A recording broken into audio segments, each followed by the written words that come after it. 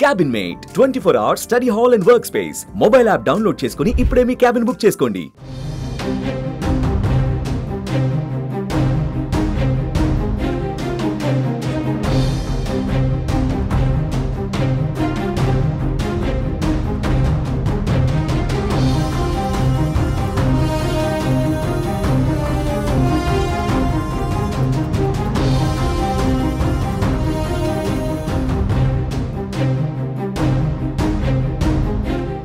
తెలంగాణ ముఖ్యమంత్రి రేవంత్ రెడ్డికి big relief దక్కింది. జన్వాడలోని ఓ ఫామ్ హౌస్ను చిత్రీకరించడానికి చట్టవిరుద్ధంగా డ్రోన్ వినియోగించారనే ఆరోపణలపైన రేవంత్ రెడ్డిపై నమోదైన కేసును తెలంగాణ హైకోర్టు కొట్టివేస్తూ ఉత్తర్వులు వెలువరించింది. రాష్ట్ర రాజకీయాలలో సంచలనం సృష్టించిన ఈ కేసులో అప్పట్లో రేవంత్ రెడ్డిని పోలీసులు అరెస్టు చేసి 18 రోజులు జైలుకు పంపారు.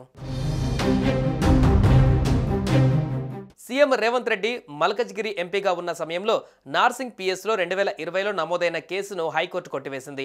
బీఆర్ఎస్ హయాంలో ఆ పార్టీ వర్కింగ్ ప్రెసిడెంట్ కేటీఆర్కు చెందిన జన్వాడలోని ఫామ్ హౌస్పై అనుమతి లేకుండా డ్రోన్ ఎగరవేశారంటూ నార్సింగ్ పోలీసులు 2020 మార్చిలో రేవంత్ రెడ్డి పైన ఎఫ్ఐఆర్ నమోదు చేశారు. రాష్ట్ర రాజకీయాలలో సంచలనం సృష్టించిన ఈ కేసులో అప్పట్లో రేవంత్ రెడ్డిని పోలీసులు అరెస్టు చేసి 18 రోజులు జైలుకు తరలించారు. అయితే తనపైన తప్పుడు కేసు పెట్టారని ఈ ఎఫ్ఐఆర్ను క్వాష్ చేయాలని 2020 మార్చిలోనే రేవంత్ రెడ్డి హైకోర్టును ఆశ్రయించారు. జన్వాడ నిషిద్ధ ప్రాంతమేమీ కాదని రేవంత్ రెడ్డి తరపున న్యాయవాది వాదన వినిపించారు. ఇరువైపుల వాదనలు విన్న హైకోర్టు నార్సింగ్ పిఎస్లో నమోదైన ఎఫ్ఐఆర్ కొట్టివేస్తూ తాజాగా ఉత్తర్వులు జారీ చేసింది.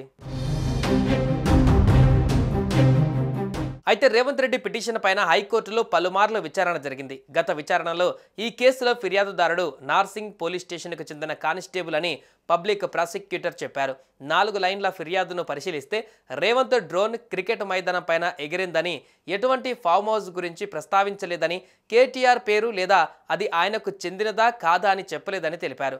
అంతేకాకుండా ఈ ప్రాంతం నిషేధిత ప్రాంతం కాదని స్పష్టంగా చెప్పే జీవో ఉందని కూడా తెలిపారు. ఈ క్రమంలోనే జీవో కాపీని అందించాలని, కేసులోని సాక్షుల వాంగ్మూలాలను కూడా సమర్పించాలని హైకోర్టు న్యాయమూర్తి ఆదేశించారు. రేవంత్ రెడ్డి తరపున హాజరైన సీనియర్ న్యాయవాది టి నిరంజన్ రెడ్డి మాట్లాడుతూ ఎఫ్ఐఆర్లోని సెక్షన్లలోని అంశాలు ఏవీ వర్తించకపోయినా అప్పటి ప్రభుత్వం ఆయనను 20 రోజుల పాటు జైలుకు పంపిందని, ఆ తర్వాత ఆయన బెయిల్పై బయటకు వచ్చారని తెలిపారు. ఇక రేవంత్ రెడ్డి పైన దాఖలైన కేసులో పోలీసు అధికారుల వాదనలను దాఖలు చేయాలని పబ్లిక్ ప్రాసిక్యూటర్ పల్లె నాగేశ్వరరావును హైకోర్టు న్యాయమూర్తి ఆదేశించారు. తదుపరి విచారణ కోసం న్యాయమూర్తి ఈ కేసును మార్చి 19కి వాయిదా వేశారు. తాజాగా ఈ కేసును కొట్టివేస్తూ తెలంగాణ హైకోర్టు ఉత్తర్వులు వెలువరించింది.